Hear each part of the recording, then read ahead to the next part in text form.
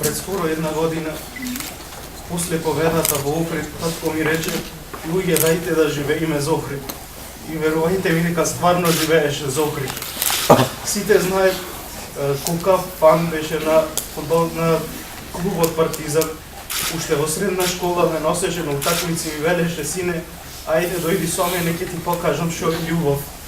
И јас мисле дека е тој најголемиот грубар, тоа се навачите на Партизан, но испадна дека е тој најголемиот рибар, бидејќи во последно време, кога и да му рече, ајде тато да гледаме утакмица, тој ќе ми речеше, сине, јас си се секирам за градот наш.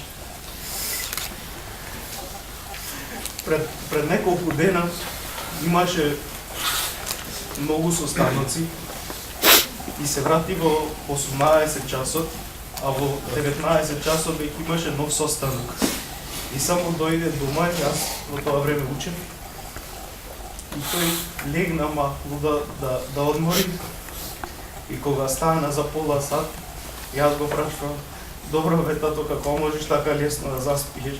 Тој ми вика, добро сине, мене ми е чиста совеста за... Луѓе, не можам да ви објаснам колку позитивна енергија имаш. На почетокот на моите студии, сега имам само уште еден испит на економскиот факултет во Белград. На почетокот на моите студии не ми одеше се како што треба. Многу се плашев од реакцијата на мојот татко, но ниту во еден момент не добив никаква казна, само поддршка. И од него свати дека само со голема поддршка и со слога можеме да успееме. Од друго не може.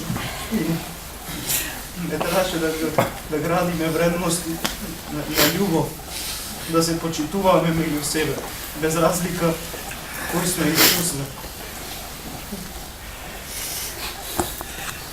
За тоа колку ми значеше во животот, нема потреба да зборувам. Секогаш во животот ме тераше да се изградам сам како личност, да не се влечам на неговиот грб, да бидам Димитар Стојановски, а не синот на градоначалникот или синот на професорот. И тоа беше една од главните причини зашто се запишав во Белград на факултет. За се што ќе положам, се што ќе направам таму, да си е моје. И јас све да си завршам. Само со голема труд и посветеност, желба, како што имаше татко ми, само така може да се успее во живот.